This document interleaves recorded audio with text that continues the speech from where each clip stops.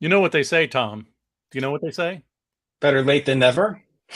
No, they don't say that. Well, they do, but nobody knows what we're talking about. Well, no, everything's great. So we're live. That's what they say. We're live. It's Monday. We're It's looking Monday. at Kamandi. It's Kamandi Monday. It's Kamandi Monday. Kamandi. Oh man, really? Why do some people call it Kamandi? Kamandi? Yeah, I know people in the industry that call it Kamandi, and it's not supposed to be because it's Command D. It's 2 words. I like Kamandi as well, so I understand. And we can. Do you say Command Central? Watch out, because Lynn says that animal's got a gun, and he knows how to use it. That's what they say too. Yeah, they do. They do say that, don't they? Yeah. Especially Kamandi. Thanks, Lynn. No, I know Kamandi. I think I've said Kamandi in my life, so I know Kamandi. So how about that doctor, the dog? The dog? That Kamandi spends all his time around. Dr. Candace? But dogs are canines. Yeah. So why isn't it Canis? That's what I've been calling him. Ah, Canis. Well, yeah, let's call it Canis. And then, how many angels dance on the head of a pin? Having never spoken to anybody I just called him Kamandi. Hey, Lantern Zone, good to see you. All our friends on YouTube right now, hello. Hoping some Facebook folks show up. That would be nice. I see there. The system says there's 2 people on Facebook watching, so that's fun. Anyhow, oh, Dr. Zayas. Well, yeah, I don't think he's ever been challenged as far as pronunciations, but there is always a song about him. I'm the lucky owner of 2 Dr. Zayas figures, and they're both in my living room. My wife is a dream. That's all I can say. Well, I mean, they're not in your bedroom, so that's a good thing.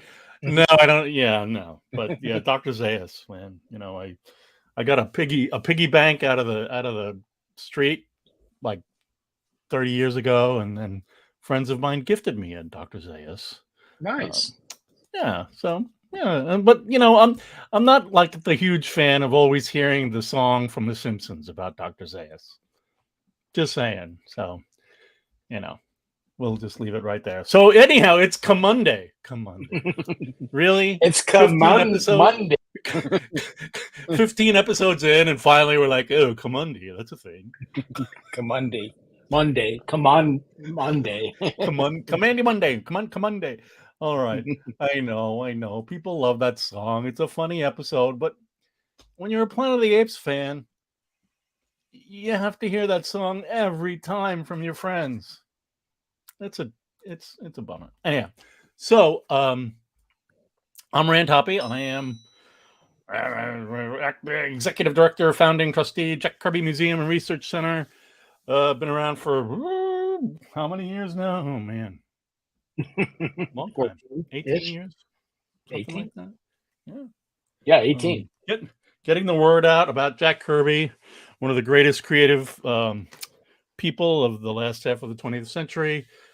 Comic book artist, comic book genius, writer, storyteller, creator of Strange New Worlds.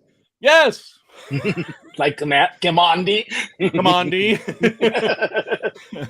And so we're honored to be able to do that, and to we have a vast archive of his art, scanned, and other. Actually, I could add that we have the most number of original art pages. Scans from Kamandi. Right. We probably have about 10 complete books at least. Yeah. I mean, he drew 40. Yeah. He wrote 35 or some 36 something. So 37. So it's a lot of Jack Kirby Kamandi work. Yeah, and it's great. It's fun, and this is a fun episode actually. So, I these stories I think we'll have a good time going through them. We've been well, okay. So with the Jack Kirby Museum, KirbyMuseum.org. Who are you, Tom? I'm Randy. Oh, me? Yeah. I walked down the hall and I just saw this. President of the Jack Kirby Museum, and I am theoretically the president. That's not a theory; it's true. I am the president and the trustee. Trustee, yeah. So here we are on episode 15, and I was mistaken when I originally wrote the description of this episode. I thought we were heading into an all Jack Kirby not writing episode, but that is not true. He did actually write the first episode, so first story in our episode tonight. So we'll and just to mention, this is the second to last episode, so next Monday is it. That's it. We're gonna look at the issue 40, and then we're gonna do a little like remember when. We'll look at all the Kamandi and some. We'll look at some. I don't know. I'm really just like Jack Kirby's Kamandi. Kamandi, rather than looking at all the other stuff like that people did. Like the Bruce Timm cartoon, I think, that just came out. There was an animated cartoon that was done. All kinds of comics have been done. Well, actually, Kamandi continued to, I think, issue 50. Dick Ayers started drawing it right afterwards at 41. Yeah. Yep. So, but I'm a Jack Kirby fan, so I like Jack Kirby stuff. So you're biased. Well, I am. I'm biased in favor of Jack Kirby. You should go start a museum. Yeah, some little advocacy organization, Get the word out. Anyhow, so yeah, we're going to look at numbers 37, 38, 39, and let's just say right out of the gate here, because we're a horse race, that these issues were coming out on the stands at the same time as Jack Kirby's Mad Bomb over in Captain America for Marvel, right? Issue 193. Issue 193 came out the same month as issue 36. Oh, that was the last episode. So yeah, but 37, 38, and all these guys that so you're seeing Kirby on the stands, drawing Kamandi, and then there's Kirby writing and drawing the Mad Bomb. So the strange thing is that for me personally is that my sister was working at a drugstore, one of those typical drugstores that had a spinner rack. So I first started, my friend had showed me some Fantastic Fours like months prior. And then I was looking at the spinner rack and I saw Captain America 193 and saw Kirby's name. That's really what got me started. And I still have that comic actually. That got me started. But in reality, there was Kamandi issues probably on the spinner rack, but I didn't even open them because it didn't have the cover. It didn't have a Kirby cover on it. Oh, right. It had the Joe Kubert. So I had no idea that Kamandi was done by Jack Kirby at the time. Right. So we are streaming out to Facebook, YouTube, Twitter, and Twitch. Does anybody watch us on Twitch? I get like notifications after the show. 1 view. Is that us? Well, we just, I don't know. But it doesn't archive there either. So it's, either you catch it or you don't. But, please feel free to ask questions, like us, make comments, share the link with your friends. Let everybody know that we do these things. We enjoy doing them, and we think people like them. We have a regular audience, I think. So we'd like to continue doing these. I think we're going to head off into Captain America next. Take a little break, maybe for a few weeks. Yeah. And then come back and start Jack at Marvel in the mid-70s, and that should be fun. some of my favorite stuff. So, all right. So let's let me click the button here. What happens? Anything? No. Same Oh, bad man. time, same bad channel. That's right. Maybe. Oh man, what happened to my my presentation here? Excuse me. And we're back. Oh, I know what happened. This is that thing where I show all the other titles for all the other episodes. 14, I had to click 14 times to get to the next one because I didn't do the animation right. Where'd we leave off, Tom? What happened last week? Well, it was at the hotel, and the hotel in was Mexico. where the customer is always right. Was all and there were gators and There were gators wolves. and the stinky wolves. Yeah, and they got sprayed by Kamandi so that he could win back the floor and have the animals or humans re-inhabit them. I don't. They were crocodiles, but you know what? It was fun because I got to show Lockjaw the alligator, which is one of my favorite Kirby comics from back in the late 40s. Anyhow, so it's like, all right, the customer is always right. See you next month. What is it? Here we go. So they're in Mexico. Wild Human Preserve. This is I have to wonder. It seems like Jack drew this map and then he was like, I'm out.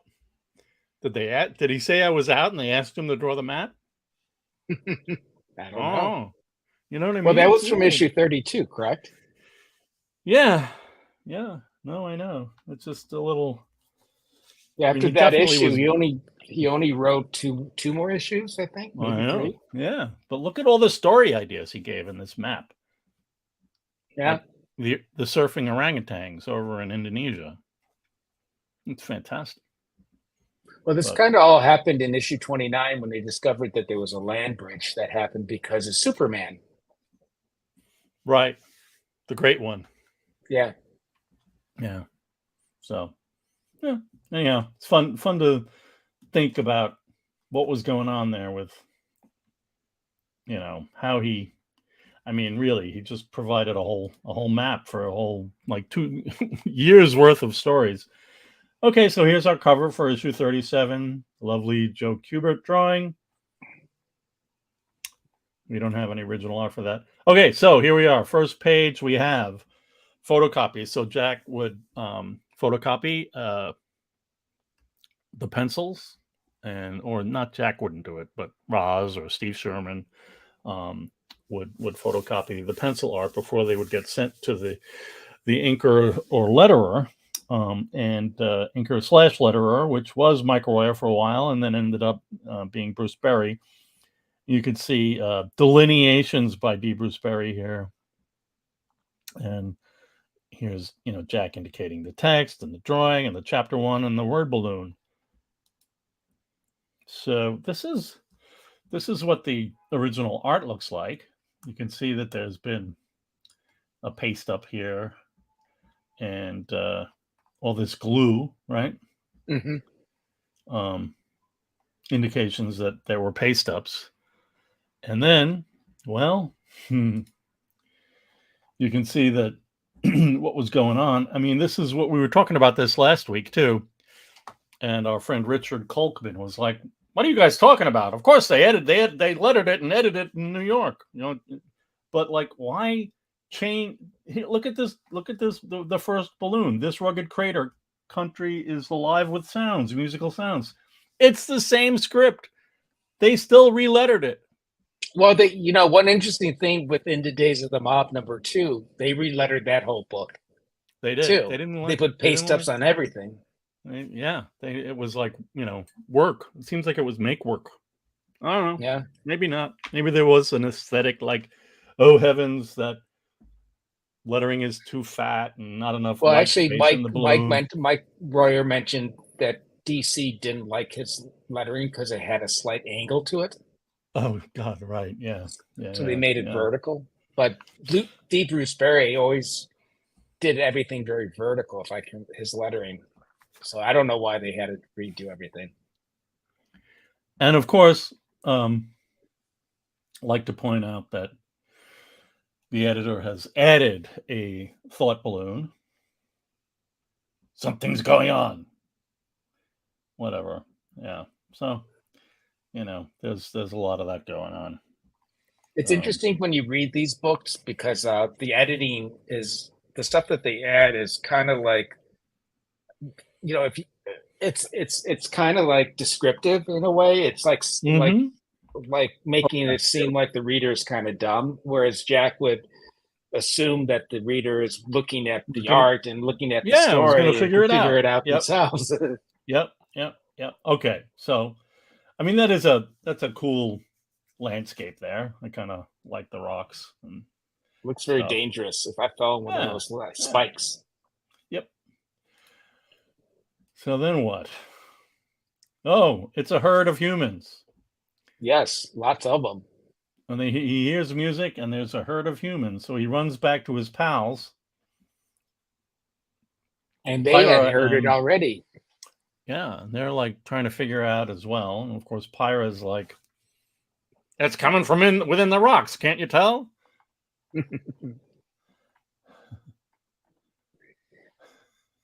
So these humans are following this sound, right?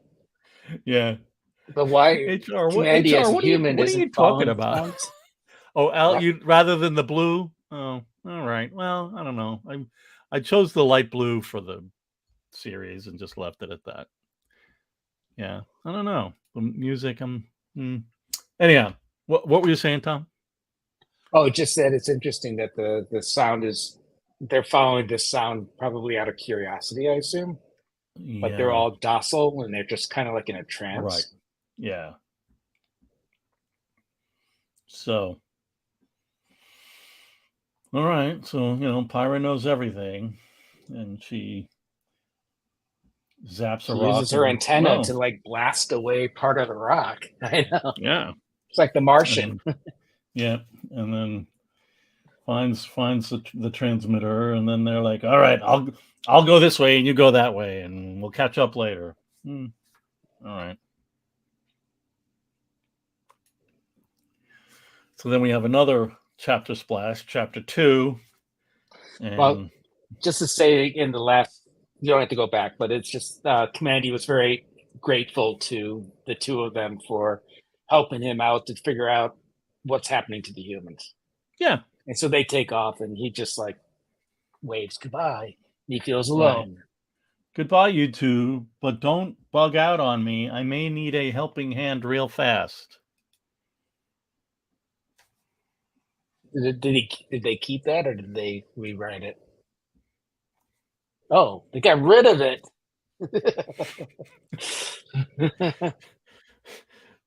That's it. Oh. We don't need that dialogue. Okay. All right. Okay. Yeah. I don't know. Confusing.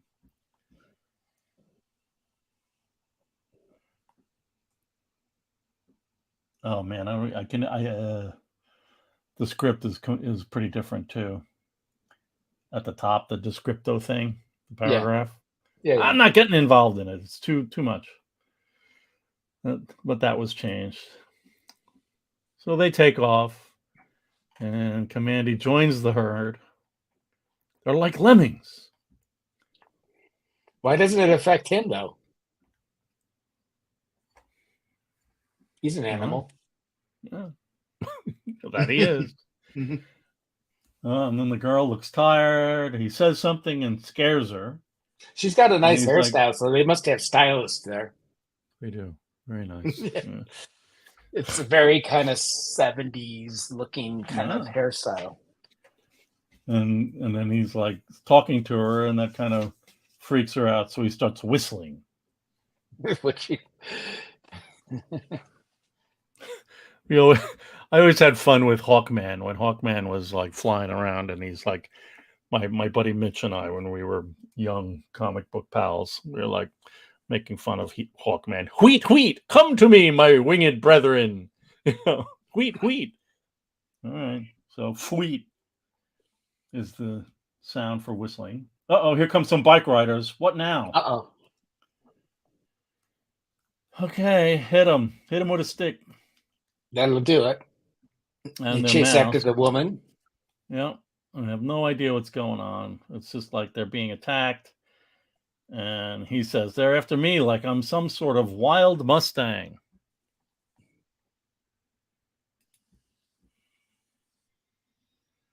And then the rider says, it talks like we do. And then he crashes the vehicle. Kamandi takes his gun and ammo. Because he knows how to use it. He knows how to use it. And then it's Zonker, and Kamandi uses the weapon to knock out the rider. Knock him out. Yeah. He also mentions that the bikes are perfectly suited for craters.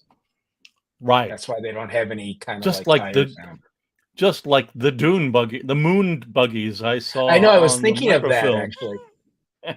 Oh no, but it's very well. Did the moon buggies have that too? I guess it reminds me of like all the Mars rovers and stuff like that. Yeah. Okay, the odds have changed. Kamandi's on a vehicle. He's got a pistol. What the heck? So they have at it. Kamandi throws the stick at him, knocks him off. The girl is in trouble. But we don't know what happens to her. No. Because he gets conked. Oh, a shot echoes and the bullet grazes Kamandi's skull. All right. And they take these masks off, and they're humans. They're animals. They're not animals. Okay. So there's more intelligent animals. He's a super animal, and he could be the one who would solve the age barrier. What's an age barrier, Ran? I don't know. It's when this gem in my palm turns black, and then I have to go to carousel, and I float up, and hopefully I'll renew. All my friends applaud. No, that's Logan's Run. Oh, right, that's right. So, or it's that it's that fantastic episode of Star Trek where the kids rule. It's like Kim Darby and Michael, what's his name? It has that great line where the kids are going, yeah, yeah, yeah, yeah, yeah, yeah, and they're really annoying Captain Kirk. So at one point, Shatner stands there, goes like this, and he tears his sleeves to show that he doesn't. Does he have the disease or he doesn't have the disease? I forget. And he goes, no, blah, blah, blah. It's like one of the great Star Trek lines of all time. Shatner, no, blah, blah, blah. All about the age barrier. So, yeah, that was an interesting one. When you get too old, that you get all the disease and you die. Yeah. Similar. So, all right. So, here's a pencil photocopy. That's a nice one. Yeah. Kamandi looks older here. He does. He's starting to look old. So when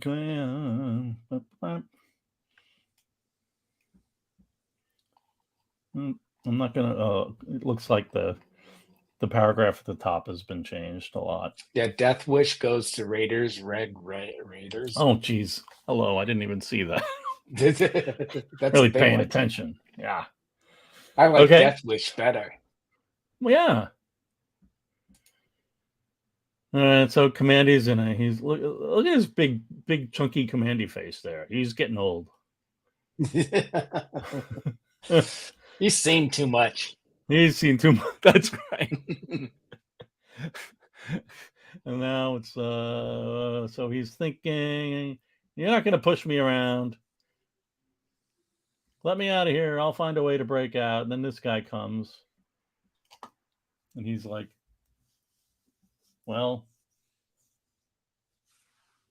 you're a disgrace to humankind, blah, blah, blah, blah. But finally, Kamandi learns that this guy, oh gosh, no, we're going to take a break. We're going to go to Pyra and Dr. Canis. This is actually, I didn't put it in here, but oh well. There's the script editing going on here. It's pretty dramatic. So they shoot at the UFO, and the UFO gets sucked into like a little crater, I guess. And we'll return to the UFO next issue. Okay. So Kamandi's then walking with this guy, and he's like, "Well, no, that's it. I'm dying. I've hit the barrier, and that's it. He's dead." Boom. Out. He kicked the bucket. Go the lights. He joined the choir invisible. Yes. So he was only 5 years old. Wow. How can that be? He looked older than 5. He had like facial hair and stuff, right? Yeah. So what's going on? Yeah. And so then another kid that looks like he belongs in Howdy Doody or something like that from the 50s. It's Seraphan. What are you saying? Oh, it's Seraphan with a gun, and supposedly he's less than 5. Yeah, he's only 1.5. And then that little kid is even smaller. And and he's the leader. Oh man, so things are just not great. But they must have a quick change in leadership. Every 5 years. Yeah. Or less, because, so they mature very quickly. And one's in a crib even. The boy in a high chair. Speak if you can. Simply state your position. What?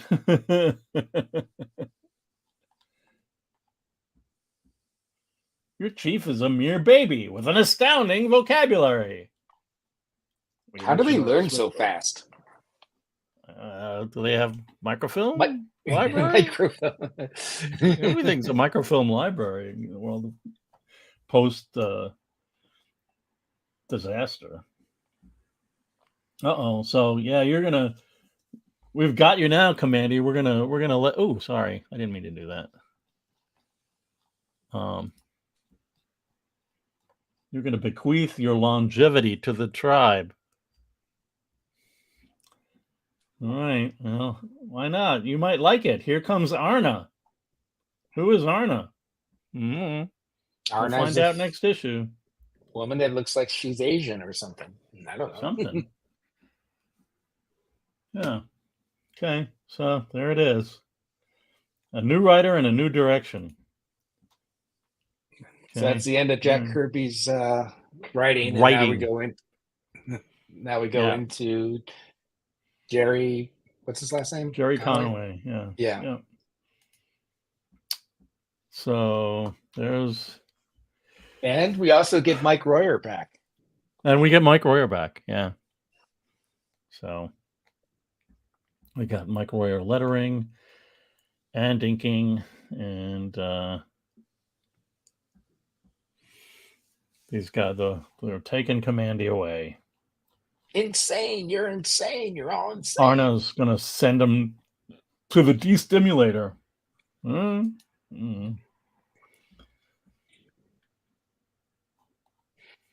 So they're still subduing him and taking him away and talking about their stuff. And here's the page of original art.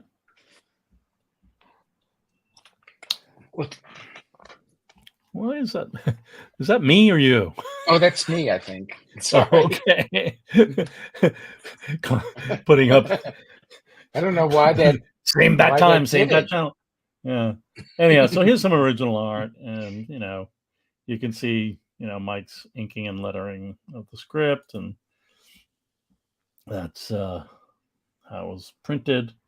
So from this point on, all the title pages are like just little kind of like wide panels at the top. Yeah. And probably Almost. because Jerry wrote too much copy. So Jack had to like He had to explain things. yeah, No, yeah, it's he like probably wrote the script and said, chapter 2, page 3, top yeah, is a right. tier of with the title in it and all that stuff. It was a full Yeah. script. So, and then Pyra starts like telling her origin, Which I find interesting because this is just my opinion totally. I don't think Jack would have done this at all because when you go back to the earlier issue when she first came into being, they used Kamandi's like kind of like pattern to create her, and now it's saying that she looks like that already, and it's yeah, it's not great. It's yeah, the Silver Surfer all over again. It seems right. It's been hijacked again. Yeah, like I'm a flame person, but I can become physical, and guess what? I need to go out searching. Not like what the surfer did, was out searching. Oh, yeah. man. Well, the other thing is that again, it goes back to him wanting to be very descriptive and feeling the obligation to like be very obvious about stuff. So I have to say who she is and where she came from exactly and why she was there. Give her planet a name, and yeah. I don't know. I mean, So they're not physical beings, but they can become physical, and then they put themselves into robots. Yeah. And the other thing is that this does is gets away from the whole kind of like orientation that Jack did, where at first the fireballs was I'm me, I'm us, I'm them. Yep. I mean It doesn't have any.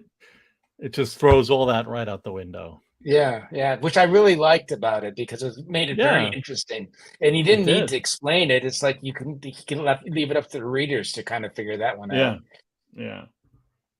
So he probably got the script and said, "Oh my God, I can't believe they're doing this." I know. Okay. You had to make his page count at the end to finish. I'll just say Jack Kirby's Silver Surfer never had a girlfriend. Just leave it at that, right? I mean, it was pretty clear. But anyhow, then Stan Lee. He also wasn't a human originally. No, gave him the Norrin Rad thing and the girlfriend all thing. Fabricated by Stan Lee. Yeah. Anyhow, so this feels a little bit like the same thing. So this is kind of filling in the gaps of issue 31, I think it was, where where it's trying to explain that Pyra came. She went off to try to get energy sources because they didn't have any energy, and she arrived at our planet as the great disaster happened. As the great disaster was happening, and so she was trying to find the source of the great disaster by collecting all these different relics from what was once Earth, the human race, civilization, which doesn't really make sense because why does she have to look for it? The source of the great disaster is in these relics. It doesn't really make sense. And plus, during the whole thing, Pyra has a sense about things anyway. So you think that she would have had the sense to know where the power of the great disaster was. I don't know.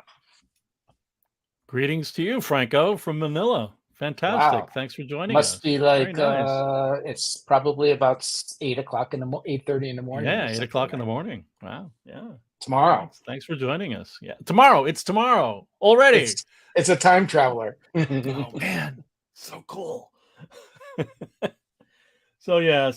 I mean, granted that it was a really cool thing that was going on with that beach with all the buildings and ships and trains and everything. Jack didn't really explain it at all. It's true. So, this is their, Jerry Conway's explanation for it. Yeah. Okay. I mean, That's how it had to. That's how the cookie crumbles, I guess. So yeah, she's like, "I'll tell you, you're so uptight, doctor. Let me tell you my origin to calm you down." And he makes a comment, and then she goes, "All right, well, you seem to be calm now. I'm gonna stop talking." Yeah, right. It's kind of an awkward situation. And then also he talks about like having the canine. You keep on Yeah, talking about his canine stuff. inner. Yes. Okay. All right. So here's a pencil photocopy This is great to see this. from Jack's pencils, because he would clearly got a full script from Jerry Conway, and then would draw it as indicated by the script, and this is what it was. So it's different because when Jack was writing the comic, he would write the comic and draw it at the same time, put in his captions and Dialogue word balloons and all that stuff. Yeah. But with this, he didn't need to do that because all that stuff was written already, and by someone else. So it's kind of interesting to see. Even this, it's like that's a chapter 3, that top tier. Yeah, so Mike must have got the script obviously as well. Sure. Yeah. And then that indicated chapter 3, so he had to figure out where to put everything. Yeah. Yep. It really kind of ruins it to put the titling there, but he had no choice. No. Because the pencils are so much better. You can tell the expanse of the number of like embryos or whatever those machines are like preparing. So they have machines like taking care of babies and stuff like that. Yeah. Growing them basically. Yes. And you could see them in the bottom, just like little babies. When they come out, they could almost already start talking practically. That's right. Yep.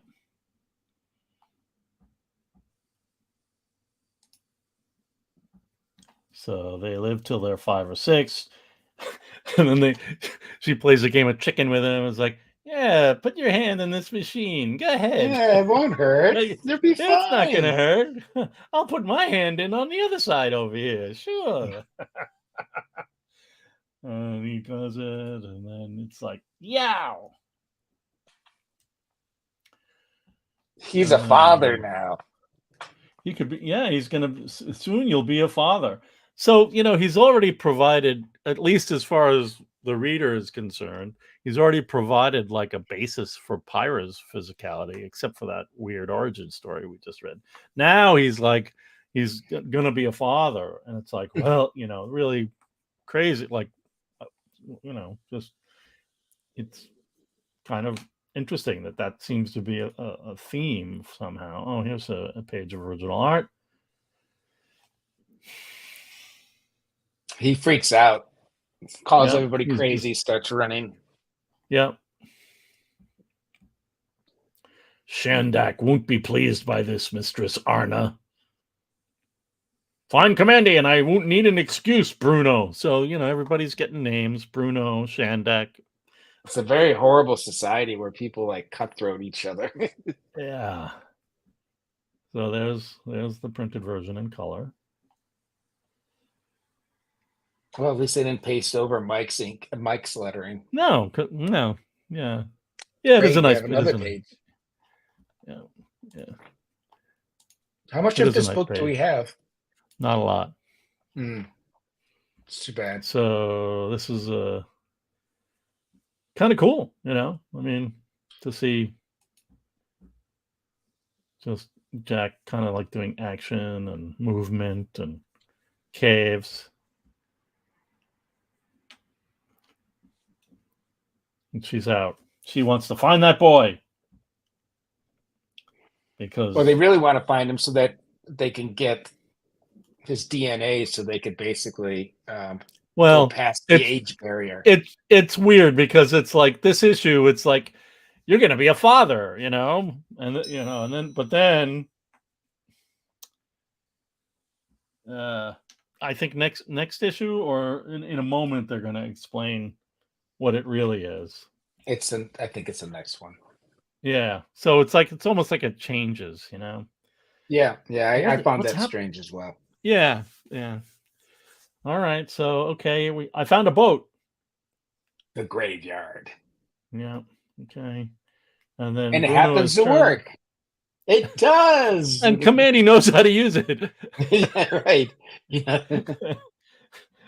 So he's And then he mentions that it's left over from the hotel, which is interesting, which is from the last issue. just like the hotel, yeah, that we discovered a few miles north of here. Yeah. Another boat, right? So, and then she realizes that Bruno has turned the whole tribe against her because she let Kamandi go. So now they're all shooting at her. It's funny, these kids with guns kids. and everything. Yeah. Portrait of a Nightmare. I don't know. Die. Last saw that in The Demon. Yeah, that's right. It's her fault. We could have used Kamandi to get longer lives and given ourselves longer lives. So it's not just okay. So it's not just like DNA, right? Yeah, I don't know how that would work, but anyway. 70s sci-fi was indeed wild. That's true. So, yeah. So she jumps onto the boat, and they're out. Then what? Bruno's gonna kill him. Especially if I'll kill him personally if he comes back. Oh no. Right, yeah. So it's here. It wasn't a genetic sampler.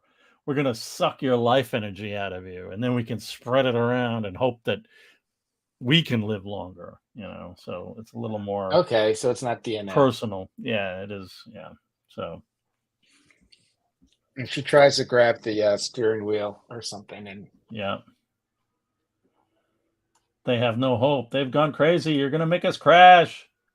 So he then punches her in the face. He punches her in the face and says, "Hey, now that she's just laying there, she's looking pretty." I know. Isn't that funny? I didn't really think much of her before, but yeah, now that I knocked her out, she does look pretty. All right. We're being very judgmental. So then it's like, yeah, okay, Aurora, there's a giant lobster. It's about to attack. I had to put in the giant lobster pencil page. No, you should put every page from this issue that we have. It's great. Yeah.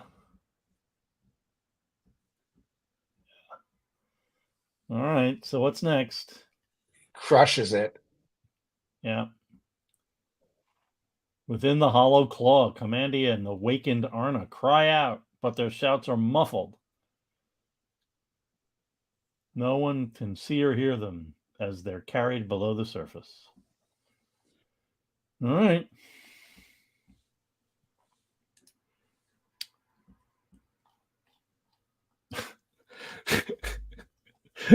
Well, another lovely Joe Kubert cover. Yeah. Yeah, I'm looking forward. So we have some stuff here too. Not a lot. I actually really like this splash for some reason. Yeah, it's cool. Yeah, I mean, Mike's inking and the design, I like it a lot. Mike adding all the darkness at the top is great. Yeah. And making the words at the top part of the like an air coming up out of their mouths. It's fun. Right. Yeah, it's pretty good. It's Zoidberg.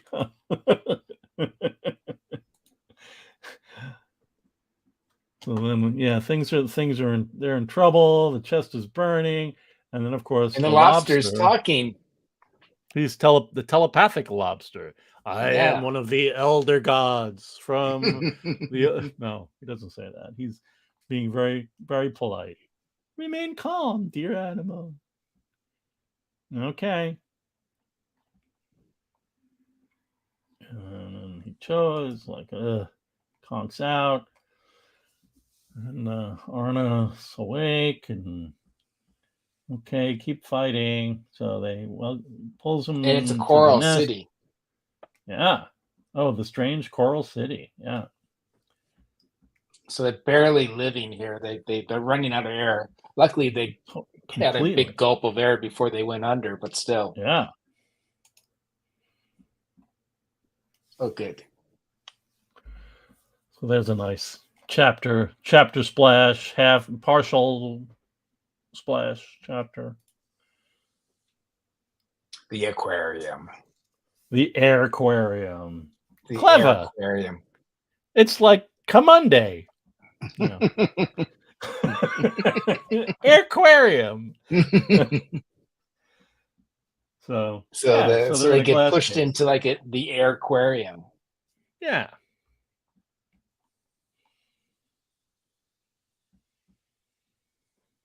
Okay.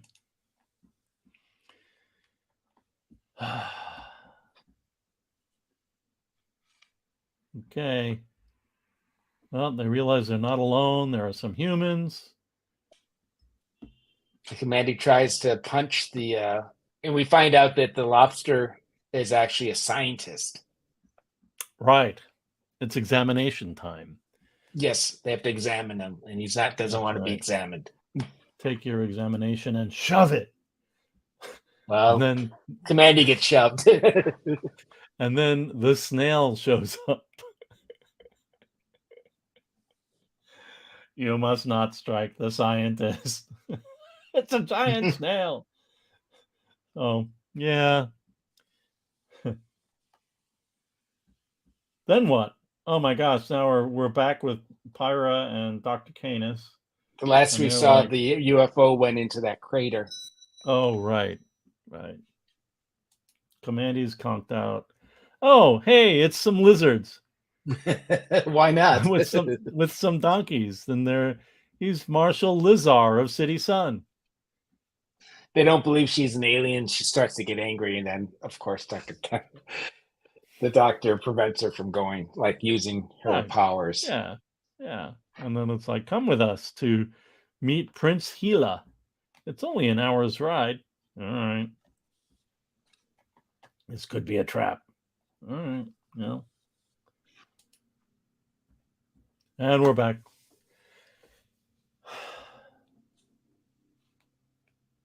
All right, so he didn't get hurt seriously. He did get grazed in the head with a bullet last issue, but yeah, but there's no mark.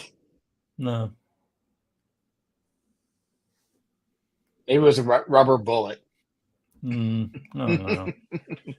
So he's like, all right, I'm hungry. And they see him eating. The animals eating. Food. Yeah. And he goes and he eats and he's like, nope, it's garbage. And she says, well, I could have told you that before. If you didn't just jump in the water. I had sampled it before. Yeah, I mean, comic book deep dives. Jack Kirby wrote an article about that, and I forget what issue. It was much earlier, a few episodes ago, and yeah, it's like he kind of mentioned that Mr. Sacker the snake was kind of a anomaly because it was too much fun, but snail and lobster. I don't know. He's kind of saying that if you tended towards a human form or could walk on two legs, that would have given you the intelligence. But he kind of well, he didn't come up with this story, so no, he did not. That is exactly what I was thinking. Lantern Zone, yeah. It's totally Walking Dead-like stuff, especially when the Horde showed up last issue. It was like, yeah, okay, all right. So then we got our talking guy. Hey, Matt, good to see you. Thanks for joining. Someone. Then we also have clams that talk. Dude, I had to put this page of original art in because of the snail. It's funny. Clam. Now the clams developed eyeballs. Yeah.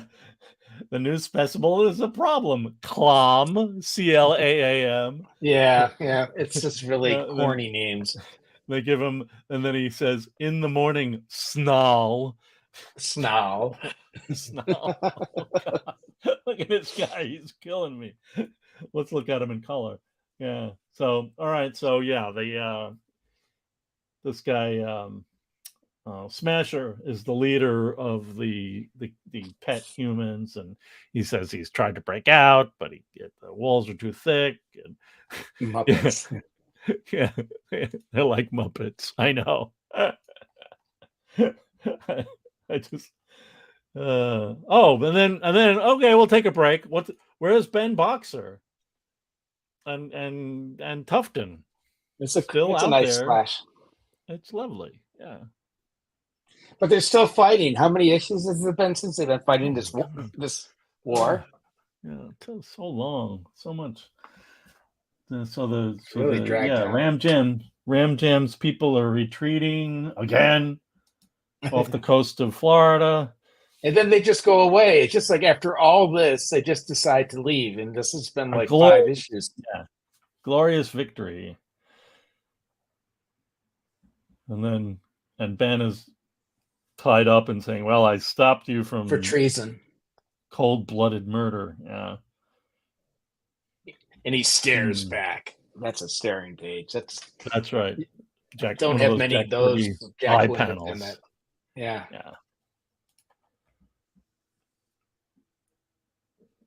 Kamandi, you haven't said a word in hours. And we're back. We're back in central Mexico at that lake. Aquarium. In the aquarium. And he punches. Doesn't work. But they're laughing at him. Ha ha. Look at Snail laughing. Come on, man. That's it. Kamandi's like, yeah. His rage is increasing. There's a lovely 4-panel page. I'm a fan of these. Too thick to break. Okay, here we go. Come on. Let's do this. Will you let me help? Yes. Arna. And then Smasher comes and helps too. They push the rock. Because he talks about freedom and yes.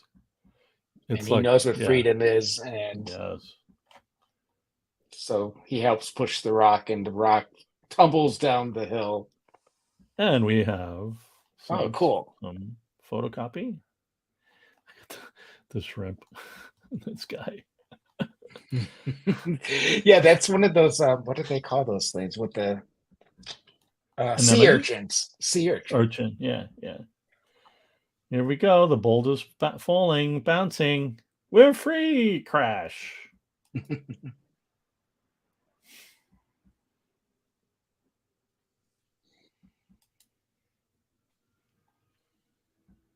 And the water all comes in here.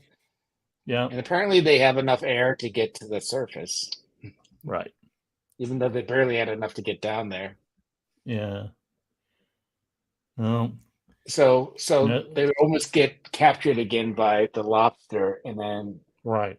Smasher like punches him in the face and allows them to escape. Mm-hmm. Which is heroic. Yeah. And then they surface, they get to the shore. And it's like, well, Smasher, they think, well,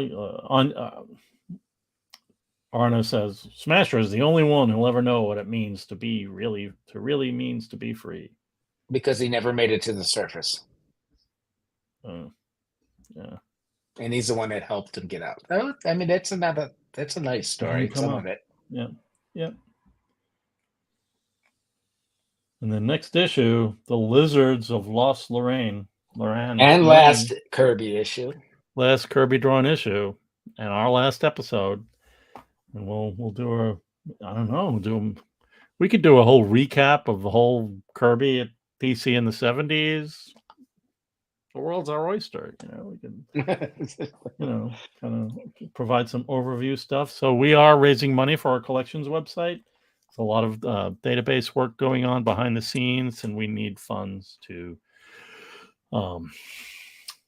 pay programmers and developers to help us get this site going. So if you like seeing those pencils in Kamandi and you like seeing all of the original art, that is our archive. That's what we have. Yeah. And that's what we'd like to allow you to look at without having to go to a live stream and have us present it. Yeah. So it's the kind of thing now that we can use some financial help. And if you would like to talk to us about that a little more, that would be cool too. But we also, well, here's some samples of some of the database work that that Tom's been working on in Airtable. Of course, the shmoo is mentioned, and we, Jack Right. did some really weird animation work. So we're going through everything, including animation work, and Rand and I figured out a convention for naming things, and so we've done a lot of work to identify things and categorize them. That's still going on and will be going on forever, probably. It's a never-ending process, and we are also, when artists will often have, if you look around, you'll see catalog raisonnés for artists, and so we're developing that, based on using some of the information from the Kirby checklist and comics.org and other sites, kind of doing a compilation and an enhancement so that things are searchable and sortable, and it would be a catalog raisonné for Jack. So that's what we are working on, and you could also become a member. We've had people who have been members for a really long time, or we have some recent new members. We do have membership premiums that have been donated to us in order to help us with membership drive. And we do have a gift shop, so that you go to our website, you go to our gift shop, you can buy shirts like this, and so on, and pins and posters and all kinds of wonderful things. So yeah, please, comment on our videos. Go back. We have hours of stuff on our YouTube channel. Many hours. Hundreds of hours? Many hours. A wealth of hours of knowledge about Jack Kirby. Yeah. So do you have to go through PayPal for memberships? We do have it set up for PayPal. You can mail us a check. We have Venmo. You can become a member through Venmo at Kirby Museum. Or you can, meet us at one of our conventions and hand over some cash. But we are working on our convention schedule. Thanks for asking, Comic Book Deep Dives. I appreciate that. So there are ways other than PayPal. And just check out our videos. Somebody mentioned we have videos of Jack that we've put up. Sometimes they're audio interviews from radio. We've put up some video that was recorded at a comic shop when he was promoting the Ray Wyman Jr.'s Art of Jack Kirby book. It's just great stuff. So yeah, check out our YouTube channel and subscribe and take the notifications, ring the bell, and that way you'll know anytime we set something up that's new, you'll get a notification. We really appreciate that. So what's this? That's the episode we just saw. Did I actually do it? No, I didn't do it. I didn't do the title for the next episode because I was working on this one up until the last minute. So yeah, the finale. That's right. We're gonna, man. We talked about this for so long. Like we gotta do Kamandi, Tom. Right? Yeah. It's the only way. As soon as we finish the Kung Fu thing, we had to take a break after that. We just had to we needed Cobra a palate cleanser. We needed to cleanse our palate after Richard Dragon Kung Fu Fighter. But it's always good to see Steve Meyer, A1 member and volunteer. Steve's been a big help at a lot of our pop-ups that we have in New York City and in other conventions, and it's just great to have everybody here. And please continue to make comments. I do try to keep up with the comments, even though we're not live. If you're watching it, feel free to ask a question, and I'll do my best to respond. I don't know. Is that it? I think that's it. Okay, we'll see you next week. Well, I'm gonna be. Thanks everyone for another exciting. Another exciting. Another come on Monday. Come Monday. Come on day. Plonk. All right. Thanks again, everybody. Thank you. All right. Okay. Bye-bye.